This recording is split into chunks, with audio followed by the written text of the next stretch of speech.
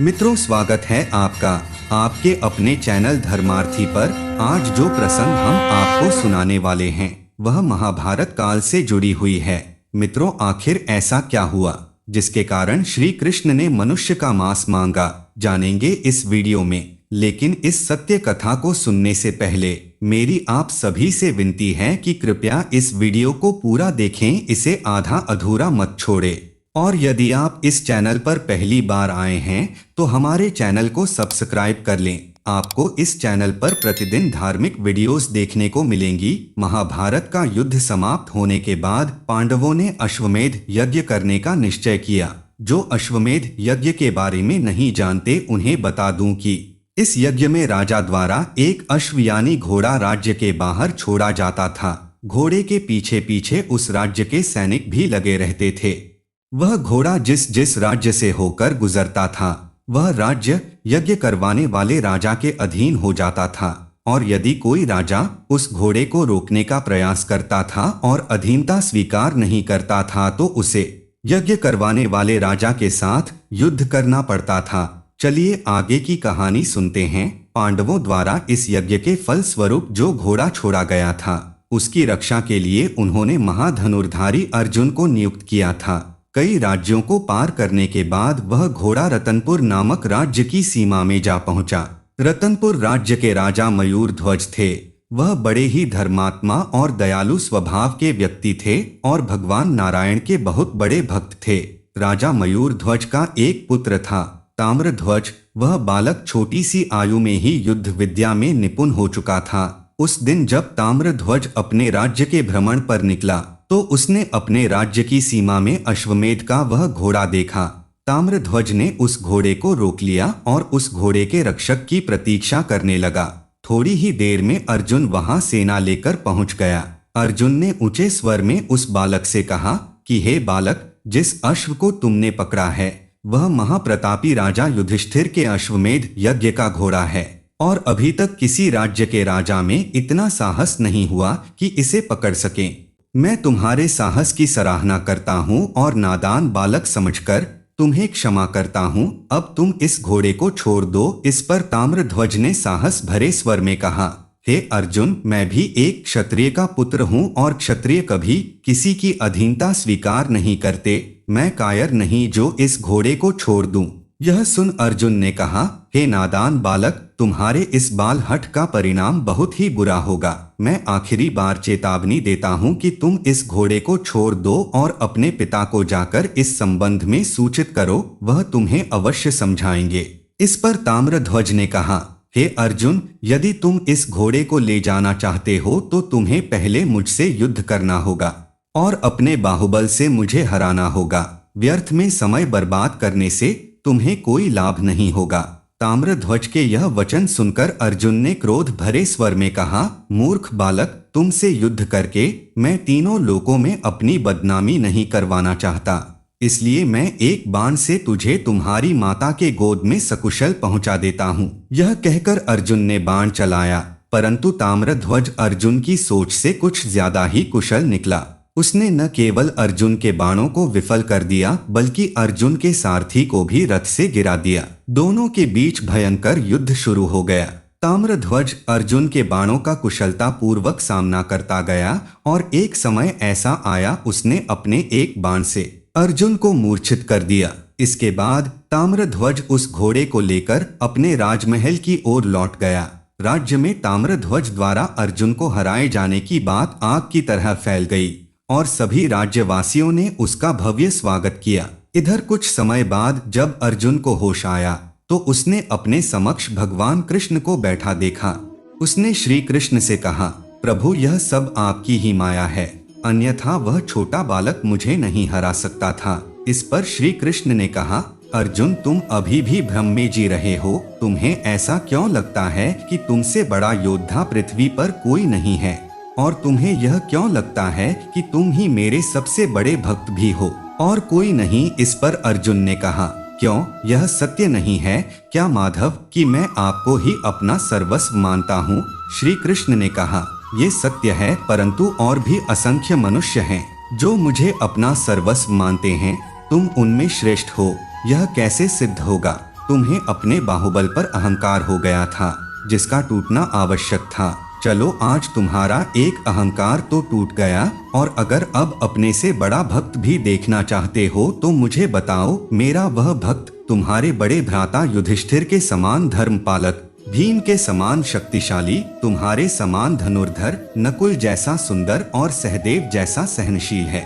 श्री कृष्ण की ये बातें अर्जुन के गले से नहीं उतर रही थी। उसने कहा, प्रभु मैं अवश्य ही आपके इस परम भक्त के दर्शन करना चाहूंगा। इसके बाद श्री कृष्ण और अर्जुन ने साधु का वेश धारण किया। साथ ही श्री कृष्ण ने यमराज को सिंह का वेश धारण कर अपने साथ रतनपुर राज्य चलने के लिए आमंत्रित किया। इसके बाद वे सभी मयूर ध्वज के राज दरबार पहुँचे।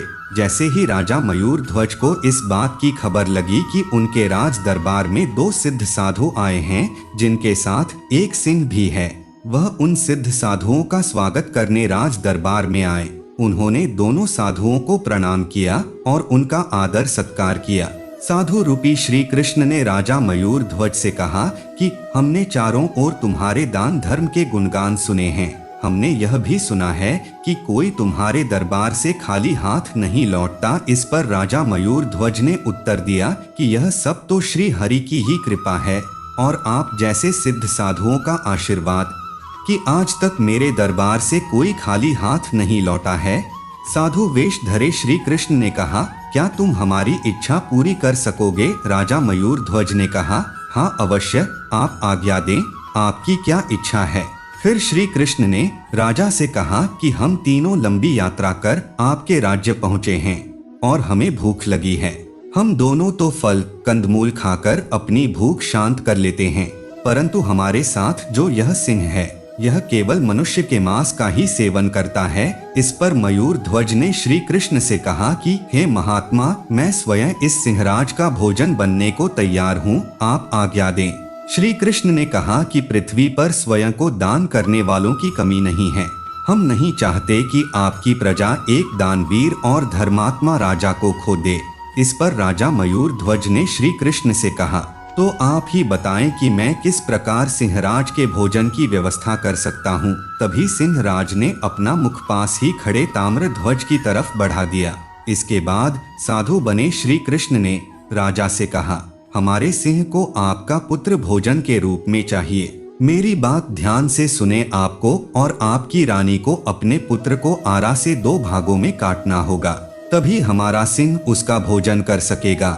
याद रखें, यदि पुत्र को काटते समय माता पिता में से किसी की आंखों में आंसू आ गए तो सिंह राज उसका भोजन नहीं करेगा। यह सुनकर दरबार में उपस्थित सारे लोग सन्न रह गए। उनमें कोलाहल मच गया। साधु वेश धरे अर्जुन सकते में पड़ गए। राजा मयूर ध्वज ने खुद को संभालते हुए कहा कि धन्य है मेरा पुत्र ताम्रध्वज, जिसे आपने सिंहराज के भोजन के लिए चुना है। इसके बाद राजा मयूर ध्वज ने अपने पुत्र और पत्नी को भी इस त्याग के लिए मना लिया। कुछ समय बाद पितृभक्त ताम्रध्वज स्वयं का बलिदान करने दरबार में पहुंचा। इसके बाद राजा और रानी ने आरा उठाया और अपने इकलौते पुत्र के सिर पर रख दिया।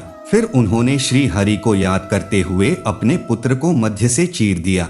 यह सब देख साधु रूपी अर्जुन के होश उड़ गए और वह वहीं मूर्छित हो गया। इसके बाद राजा मयूर ध्वज ने उन दोनों से कहा कि हे महात्मा, अपने सिंह को भोजन करवाइए। साधु वेश धरे श्री कृष्ण ने अपने सिंह को इशारा किया और सिंह राज ने आगे बढ़कर ताम्रध्वज का दायां भाग खा लिया। तभी ताम्रध्वज की माता के बाएं आंख से आंसू टपक पड़े। यह देख श्री कृष्ण ने रानी से पूछा कि यह आंसू किस लिए? तब रानी ने कहा कि आपने हमारे पुत्र ताम्रध्वज के दाहिने अंग को तो स्वीकार कर लिया, परंतु बाएं अंग को छोड़ दिया। इसी कारण मेरी बाईं आंख से आंसू निकल पड़े। इस दृश्य को देख अर्जुन का अहंकार चूर चूर हो गया। भक्ति का ऐसा भाव अर्जुन ने अपने जीवन में कभी नहीं देखा था। इसके बाद उन दोनों के लिए सात्विक भोजन की व्यवस्था की गई। श्री कृष्ण ने राजा मयूर ध्वज से कहा कि तुमने हमारी इच्छा की पूर्ति की। तुम्हें और तुम्हारे परिवार को बैकुंठ धाम में स्थान मिलेगा। परमात्मा तुम्हारे भक्ति और दान धर्म से बहुत प्रसन्न हैं और वह कभी भी अपने भक्तों का अहित नहीं करते हैं। इसके बाद साधु रूपी श्री कृष्ण ने राजा मयूर ध्वज से कहा कि राजन, अपनी दाहिनी ओर देखो, तुम्हें तुम्हारे इस अलौकिक कार्य का फल मिल चुका है। साधु के स्वर सुनकर जैसे ही राजा ने अपनी दाहिनी तरफ देखा, उनके मुख पर प्रसन्नता छा गई। सामने ताम्रध्वज जीवित खड़ा था। अपने पुत्र को जीवित देख रानी दौड़कर उसके पास आई और उसे गले से लगा लिया। इसके पश्चात राजा मयूर ध्वज ने साधु के चरणों में गिर गए और कहा कि आप कौन हैं और किस कारण आपने मेरी इतनी कठिन परीक्षा ली। इसके बाद तीनों अपने असली रूप में आ गए। श्री कृष्ण को सामने देखकर राजा मयूर ध्वज उनके चरणों में गिर गए। इस दृश्य को देखकर अर्जुन उस महादानी राजा के पैरों में गिर गया और इस तरह अर्जुन का यह अहंकार भी नष्ट हो गया कि श्री कृष्ण का उससे बड़ा भक्त कोई नहीं है। मित्रों, राजा मयूर ध्वज की नगरी रतनपुर बाद में आरंग के नाम से प्रसिद्ध हुई, जो आज छत्तीसगढ़ राज्य में है। इस घटना के बाद आज भी यहाँ पर आरा उपयोग में नहीं लिया जाता है।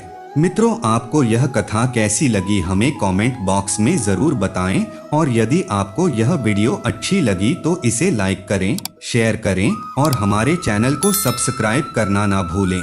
धन्यवाद।